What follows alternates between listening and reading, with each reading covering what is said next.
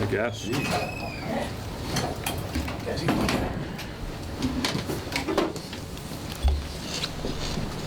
Good evening. I appreciate you guys coming in on a Sunday. Very excited and honored to represent our conference in the Russell Athletic Bowl down in Orlando. A great game from talking to some coaches who have been down there before, and certainly a great destination, not just for our football team, but for our entire university and fan base. Orlando's a great city and a place that people go for a lot of reasons in December, and I think this will give our fans one more reason to go down there. To play a traditional power like Virginia Tech, I think is going to be a great experience for our team and a great challenge for us.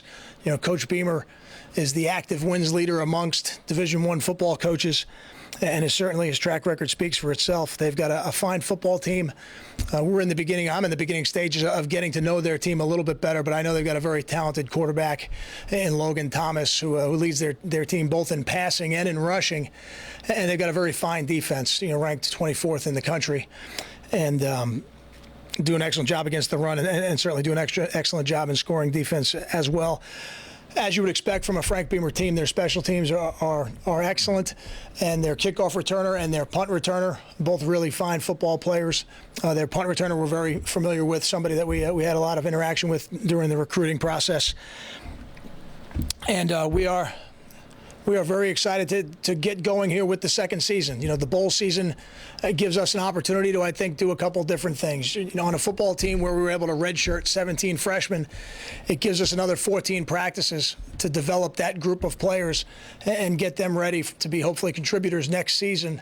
And it also gives our seniors an opportunity to do something that only two teams in the history of Rutgers football have done, which is get to the double-digit wins mark. And I think that when you get to the 10-win mark, it separates your team and your year, and it puts you in a little bit of a different class. And certainly, great programs a lot of times are defined by their 10-win seasons. And so I think this is an excellent opportunity for us to send our seniors out the right way, not just as the first team in history to win a share of the Big East title, but also one of only 3 10-plus win teams in the history of our program. So with that, I would open it for questions. With Virginia Tech, what do you know of the history between Rutgers and Virginia Tech?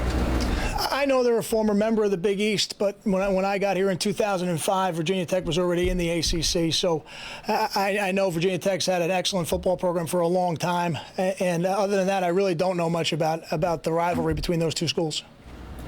Kyle, from looking at Logan Thomas or knowing what you know of him so far, would he kind of compare to somebody you've seen in the Big East, like a B.J. Daniels or a quarterback like that? His skill set might be similar. Again, I haven't watched enough film to make those kind of comparisons, but I know enough about his stature that he would be much different than BJ. He's a 6'6" athlete. BJ is probably a 6'1" athlete. So I think he's a different guy than maybe anybody we've seen in a long time.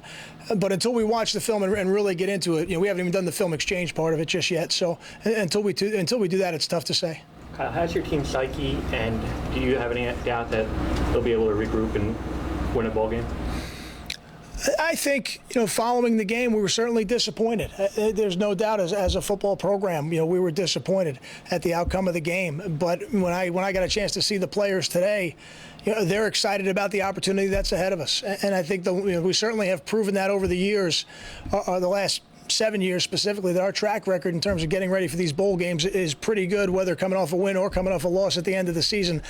I think the bowl season is a new season, and we've always approached it like that. It's got a little bit of a different format to it than the regular season, and I think our teams have really done a good job of focusing on the opponent and trying to finish off the season the right way. What do you think are some of the keys to bowl success since you were around so much of it? Is there any particular things you picked from Greg and want to enhance or tweak? Or I think, going into this for the first time for me, I can only draw on the experiences that I had as an assistant coach doing it here at Rutgers. And for us, I think part of the success here has come from, first of all, making it a new season, and that's what it is. It really, when you play a game and then you don't play another game for about a month, it's a completely different situation than you're ever in, during the regular season. I think part of it is certainly the training you do off the field, because you're not going to practice every day. So, what goes on in the weight room and from a conditioning aspect, I think is critical to make sure that you are ready to play a football game in a month. I think when you finish the season, your bodies are beat up. By the time you get to the bowl game, you would hope that you're in a little bit better physical condition, physical shape than you were maybe at the end of the season. So I think those are the things that jump out to me, right away. And then I think certainly as you get closer to the game, the focus shifts from being developmental to game planning. And I think you have to make that shift not only as a coaching staff, but the team has to make that shift. The priorities change as you get a little bit later in the bowl season. Kyle, do you know what you're looking at as far as practices yet, when you're going to go and stuff like that? The way I have it mapped out right now, we're going to have 14 practices before the game. The first of which will be this upcoming Saturday. And is it 15 you're allowed? Do you know what the number is? In game? There really is no number that you're allowed. I think people come up with that number because a lot of times coaches refer to bowl season as an extra spring. And I think people make the association of it being 15. It would be, with the academic requirements of our team and our university, I don't think it would be in our best interest to have more than 14. I think 14 will give us an opportunity to do both, to develop our younger players and then make sure that the game planning part of it, we're ready to go. It's very much in line with what we've done in the past. When do you want to be there? We're going to get there the Sunday prior to the game. We'll travel. And when we travel that Sunday, because the game's on a Friday, essentially that'll put us through a normal game week for us. 23rd? I can tell you it is the 23rd, yes. Correct. We would travel on the 23rd, play on the 28th. And when would your first practice be? 24th. Okay. Is the full week off, is that more mental or physical that you want to give them that break? It's physical, and it's a week off from football practice, but it's not a week off from training. We'll be doing stuff, from a strength standpoint, from a conditioning standpoint in the weight room. But this is also a critical time for our players academically. We're reaching the end of the semester, so there are papers that are coming due. There are final exams to prepare for. So it'll be a full week for our players, even without going on the football field until Saturday.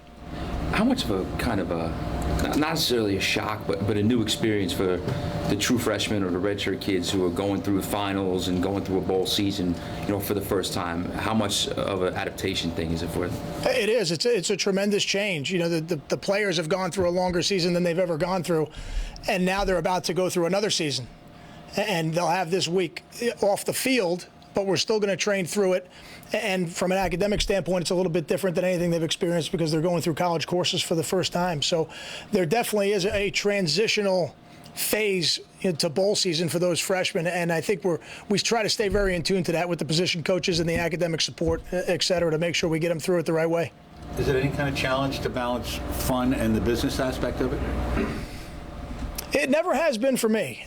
I really believe if you're doing something that you enjoy, you should be able to work really hard at it, but really enjoy while you do it. And that's something I've always enjoyed about the different places that I've coached. Even when we get to these situations where we're getting ready for a game and the outcome of the game has consequences. For us, there's a tremendously positive consequence for these seniors of being able to go out with a 10-win season. Something that separates them from a lot of football teams here at Rutgers. So we're going to take that very seriously. But I think while you do that, you should be able to enjoy it and enjoy the experience. We've used the expression here in the past, when it's time to work, it's time to work. And then when that part of the day is over, then you get to enjoy some of the benefits of being a bowl-eligible team and going to a great place like Orlando. Tom, from a health standpoint, one, I guess just how is Brandon Jones coming out of that game? And two, were there any guys that you lost early in this year you could see maybe being back to the bowl game? To answer the second part, really the one guy would be Kyle Federico. We have to see really with 4 weeks to between the last game and the bowl game, we'll get a little bit of an idea of where he'll be. Brandon Jones, my information today, we were more optimistic today than we were at the end of the game. But it's going to be without getting into the specifics of the injury, it's going to be a very tight timeline for him. So he's really going to be kind of on the bubble until we get to about game week, and then we're going to have to make a decision. Kyle, how similar are these two teams, at least at first glance, in terms of their defensive and special teams philosophies? Well, I've never met Coach Beamer, but I certainly know enough about him from being in this business to know that how he values special teams and how his football teams embrace special teams. And I would like to think that we do that here as well at Rutgers. Defensively, I know what they used to be, because there were a lot of teams locally that ran the Virginia Tech 4-2-5 system. I don't know that that's what they still do, because I haven't looked at them on film yet, but I know they got a great tradition of playing good defense, having some really fine defensive linemen while they were doing it. And then as we get into the film, be able to have a little bit of an idea of what the similarities may be. But I don't think structurally there's a lot of similarities, but again, I haven't studied them yet. Have you gotten any initial feedback from Tim or Jason or anything about fans getting down there and what your expectations are for big fan turnout from Rutgers? I have not discussed with either of them specifically what it would be, but I know we've been fortunate to go to some great cities, with these bowl trips. Orlando certainly is as great a destination as there could be, for a bowl game late December, between the game itself and then Disney and the surrounding opportunities you have in that city. I have to believe we've had very good turnouts in the past for these games. I have no reason to believe we won't have the best turnout we've ever had for this one. I know it's a non-contact period, that part of the month, but playing in Florida, does that do anything recruiting-wise, just for visibility?